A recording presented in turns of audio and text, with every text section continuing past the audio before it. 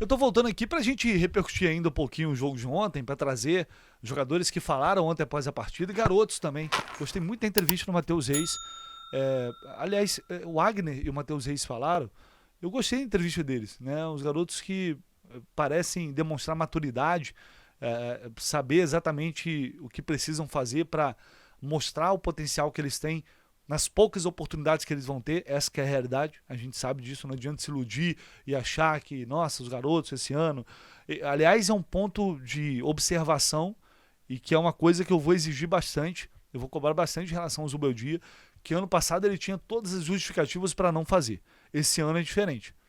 De testar os moleques, de dar mais chance aos caras que ano passado não tinham tanta condição de ter, porque chegou já no meio da temporada com muitos jogos importantes, jogos decisivos, né? E aí ele falou, bom, não tinha como fazer muito teste nesse momento. E a gente compreendeu porque realmente era complicado. Agora não, desde o início de temporada, eu quero ver como vai ser ou qual vai ser o pensamento do Zubeldia da comissão técnica dele em relação a esses jogadores que estão vindo das categorias de base, que estão fazendo essa transição, alguns que já fazem parte do elenco profissional desde o ano passado. E aí eu vou trazer um trechinho aqui da entrevista deles, do Matheus Reis e do Wagner, e depois acrescentar algumas informações em relação a reforços. Já informei aqui ontem sobre a situação de Hulk Savarino, vou acrescentar alguns detalhes, e junto com a entrevista do Max Cubeiras, que é o auxiliar do técnico Luiz Ubeldia, não a entrevista completa, mas um texto que ele fala ali sobre a questão dos reforços da procura do Fluminense, tá? Antes, primeiro, então, a zona mista com os moleques falando. Boa noite, Rafael Siqueira do Jornada KTO 1902. Cara, você teve um contexto complicado, né? Você estava muito perto de ter uma sequência no profissional, teve uma lesão séria, tratamento longo. Agora começa 2026 com oportunidade de jogar, entra, joga bem, mostra o seu futebol.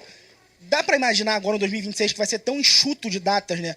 Tanto espaço para jogar que vai ter nesse grupo, você ter uma sequência e de fato ficar de vez no elenco profissional, ser o seu ano de virada para você entrar no elenco profissional do Fluminense? Cara, dá sim. Claro que vai ser um ano que vai ter muita oportunidade, porque o ano é um ano extenso, um ano grande. E, cara, sobre o ano de 2024, todo mundo sabe que foi um ano difícil. Tive uma lesão muito grave e eu trabalhei muito para esse momento. E, graças a Deus, eu trabalhei, treinei muito e preparei para esse ano e com certeza eu creio que vai ser um ano abençoado. Ô, Matheus, boa noite, Richard Souza, TV Globo. Primeiro, eu queria saber, assim, para um cara tão jovem, como é que é lidar com uma lesão tão grave, assim, né? Porque o que passa pela cabeça? E no momento que se fala tanto de reforços, quem fica, quem chega, talvez é um momento, é uma oportunidade de mostrar que as soluções podem estar também em casa, como sempre foi no Fluminense, muitas vezes. Sim, cara. Claro que é um momento muito difícil a lesão. Não é uma lesão fácil, é uma lesão longa de um período grande. Mas graças a Deus eu consegui manter o foco, consegui manter a calma para me preparar bem e começar esse ano. E, cara, sobre as trocas, as contratações, eu não me preocupo muito, eu sempre tento me manter focado. Para mim, qualquer oportunidade que ter, eu estar pronto e ajudar o técnico e a comissão toda. Ô, Matheus, a Aline Nastari, TNT Esportes, tendo em vista tudo isso que você falou, como é que foi esse papo com essa comissão que nem o Zubeldia tinha aqui hoje, mas conhecendo ele, quanto que ele gosta de trabalhar, certamente esse início aí de temporada ele pegou bastante no pé de vocês, mas qual foi o pedido, assim, qual foi o recado no sentido de tem uma temporada toda pela frente e a gente está de olho em vocês, assim, o que você lembra da última conversa com ele? Cara, ele sempre falou pra gente jogar como uma equipe unida, sempre dá o recado que pra gente correr muito, jogar unido, cada um tem o seu papel, então acho que a gente conseguiu interpretar bem o papel. E ele dá o recado, a gente tenta dar o nosso máximo, tenta compreender o máximo que ele tem pra gente. Matheus, aqui, boa noite. Primeira rodada do Campeonato Carioca, temporada começando. Eu queria que você falasse um pouquinho sobre a tua projeção para esse Campeonato Carioca, tuas pretensões também para esse estadual. Obrigada. Eu espero ter um Carioca bom, um início de campeonato bom. Vou tentar ao máximo ajudar toda a equipe, os meus companheiros de qualquer forma. E eu espero que não só para mim, mas para o Fluminense inteiro possa ser um Carioca muito bom e um campeonato excelente. Matheus, boa noite. A concorrência vai ser grande até porque a própria diretoria afirmou que vai trazer reforços. E é reforço justamente do meio para frente. Queria saber se você já conversou com o Zubeldia ou com o próprio Max a respeito de você também ser aproveitado numa outra posição, suas características indicam que você também pode ser aproveitado em outras situações, em outras posições. Já houve esse contato? Você se colocou à disposição? Já, com certeza. Nos treinos eu já treinei de centroavante, como ponta também. E, cara, eu sempre falo para eles, onde que eles me colocar, eu vou estar jogando, porque é isso que eu quero. Então, eles sempre conversam comigo, eu sempre tento manter a calma e ficar tranquilo. Matheus, Pedro Brandão do Lance, parabéns pela vitória. Obrigado. A sua lesão, ela historicamente, ela muda os jogadores. Então, pode acontecer que você volte o mesmo jogador, com as mesmas características, mas pode acontecer que no tempo que você fica parado e depois volta a treinar, você tenha que se readaptar e se tornar um jogador diferente. Queria saber como você avalia o Matheus Reis. Ele é o mesmo Matheus Reis antes da lesão ou é o Matheus Reis que você reaprendeu a ser a partir de uma lesão séria? Cara, eu tenho certeza que eu mudei muito. Essa lesão me ensinou muita coisa, porque foi um período difícil. Então, eu tive o foco de voltar contra a mentalidade. Eu sabia que, claro, que eu estava no profissional, então eu tinha que mudar muito o meu estilo de jogo, tá mais focado. E graças a Deus eu consegui voltar bem e estar bem hoje aqui para conseguir estrear e ajudar a equipe. Matheus, boa noite, parabéns pela vitória. Marcos Eduardo do canal Mestre na Área. Eu queria que você falasse do jogo de hoje contra o Madureira um pouquinho e jogar aqui na ilha, nesse forte calor e nesse gramado muito difícil de jogar. Obrigado. Cara, foi um jogo difícil. A equipe do Madureira é uma equipe boa, mas a gente conseguiu controlar o jogo, conseguiu cadenciar o jogo. Claro que teve momentos que eles ficaram com a bola, a gente ficou com a bola, é coisa de jogo, mas a gente sempre manteve o foco ali e a gente conseguiu, graças a Deus, sair com a vitória. Matheus, queria que falasse primeiro sobre o lance do gol ali, né? Porque poderia, de repente, chutar, o que passou ali na cabeça que serviu o companheiro. E a outra pergunta é se tu já escolheu México, Brasil, quem vai defender? Cara, ali na jogada do gol eu só pensei em pegar a bola e ir para o adversário. Ali eu consegui... Primeiro eu sempre tento, toda jogada que eu vou fazer, eu sempre tento para os meus companheiros. E ali eu tive a oportunidade de tocar pro Wagner, o Wagner dar assistência para o João Kennedy. E sobre a segunda pergunta, eu não decidi ainda. É uma coisa bem difícil que eu e minha família a gente tem pensado, mas com certeza ao decorrer do ano a gente vai pensar com calma para ver qual que eu vou escolher. No gol. Wagner, tudo bem? Aline Nastari, TNT Esportes. Antes mesmo de você vir profissional, enfim, só a notícia do seu empréstimo para o Palmeiras já gerou toda uma repercussão para a torcida do Fluminense, que na época todo mundo falava por quê? Você foi emprestado, você retornou, você voltou a fazer parte do grupo e hoje teve uma oportunidade de participar do gol. O que isso significa para você? Né? Um menino que vem da base, que tem muita expectativa, e aí o clube resolve emprestar, mas volta, tem uma oportunidade e de cara já consegue participar no profissional em um gol. Não, acho que eu tenho que continuar fazendo meu trabalho. Acho que era o momento de... O clube entendeu que era o momento de eu respirar novos ares e voltar. E como eu voltei, acho que agora é defender essa camisa e ter oportunidade e aproveitar nas oportunidades que eu tiver. E muito feliz por estar de volta, que foi um momento que eu sempre esperei, estrear no profissional. E é isso, muito feliz.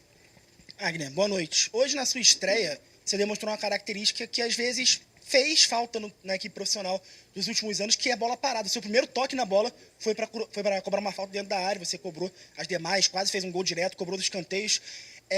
Parece uma característica muito importante sua. Até que ponto isso pode ser um diferencial para você cada vez mais ser inserido nesse grupo principal? Você tem uma característica que o time principal vinha sentindo falta disso em outras temporadas. Obrigado.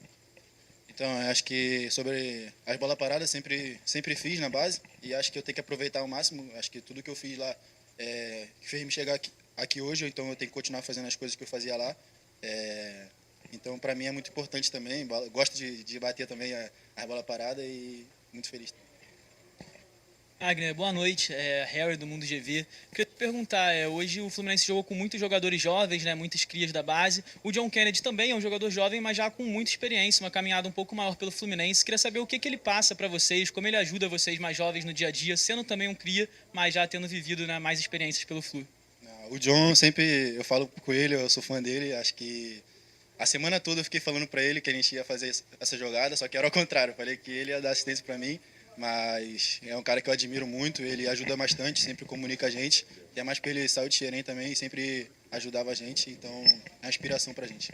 Bom, sobre reforços, o Fluminense está observando e provavelmente vai abrir negociações com outro jogador, pelo menos em relação a centroavante. A tendência é essa. Ontem eu já informei aqui para vocês né, aqui no canal do Lessa, que a situação do Hulk, ela não morreu para o Fluminense. Essa negociação ela não foi encerrada pelo Fluminense, foi pelo Atlético Mineiro, mas o Fluminense ainda acredita que o Hulk vai acabar saindo do Atlético por N motivos, e falei sobre isso aqui ontem, não vou ser repetitivo, né? É uma esperança que o Fluminense mantém, que é a de se manifestar aquilo que se imagina em relação a Hulk e Sampaoli, no aproveitamento dele lá, e aí de alguma forma o Hulk conseguir liberação. Tá? E a mesma coisa vale para o Savarino, só que aí é um pouco mais complicado, porque não houve acerto financeiro, mas o Botafogo não quer ficar com ele lá. Se ele mudar de ideia, o Fluminense vai manter a proposta por esses jogadores. A proposta que foi feita antes, ela será mantida, e aí depende do Hulk se liberar lá, depende do Savarino aceitar o que o Fluminense ofereceu, e é isso. Tá? Em relação aos seus jogadores, é isso. Agora, o Max Rubeiras falou sobre a questão de reforços e pediu um pouco de calma, porque não está fácil encontrar as opções. Vamos ver o que ele disse e depois eu vou fechar acrescentando aqui alguns detalhes. Bueno, primero que me preguntaba antes de John, nosotros estamos contentos con todos los jugadores y John hizo hoy un buen partido, hizo el gol, que el delantero siempre busca convertir, por eso contento por él. Con respecto a los refuerzos, la comisión, como dije, ya está trabajando. No es fácil incorporar y los jugadores que pretendemos. Por eso hay que tener calma, paciencia. Y nos estamos focalizando en que los refuerzos ayuden al equipo a, como decía, a competir a lo más alto, ¿no? A gran nivel. Y bueno, para eso sabemos que no es fácil, pero estamos confiados en que todos estamos haciendo um bom trabalho para que se incorporem o mais rápido possível. Então ontem o GE fez, inclusive trouxe uma matéria falando que o Fluminense fez reuniões para definir o próximo alvo. E é isso que está sendo feito. Como não havia negociação em paralelo com o Hulk e com o Savarino, o Hulk por ser um grande jogador, isso poderia prejudicar a negociação, o Fluminense tinha ali nomes mapeados pelo scout, pela diretoria, que já tinham sido mapeados antes. Então agora é definir qual vai ser esse plano B, qual vai ser esse alvo. Por quê? Se por um acaso as coisas mudam em relação ao Hulk, aí o Fluminense vai ter que, consequentemente, depois dar um encaminhamento a Everaldo ou John Kennedy, porque pode ser que venham 2 jogadores. Se perceber que não vai ter nenhuma mudança de postura do outro lado, o Fluminense vai ter que avançar para uma contratação, e aí não sabemos que nível vai ser essa contratação. Esse é o grande problema. Quando a negociação com o Hulk não dá certo, uma das primeiras coisas que eu penso é, cara, e o plano B? Quem vai ser o plano B? E aí? O que vai ser? O meu receio sempre foi esse. Que nível de jogador vai vir agora, já que com o Hulk não deu certo? Isso que a gente vai saber nos próximos dias. Então as conversas estão em andamento.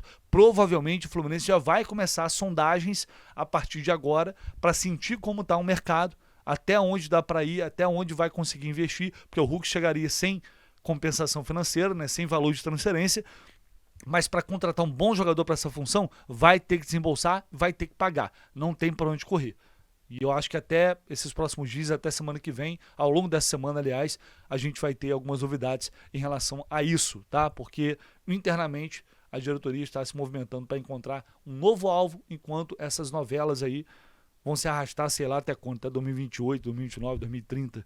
É isso, pessoal. Vou ficando por aqui. Ao longo do dia a gente volta com mais informações e mais notícias aqui no canal do Lessa. Não se esqueça de deixar o seu like e se inscrever aqui no canal, tá? Valeu!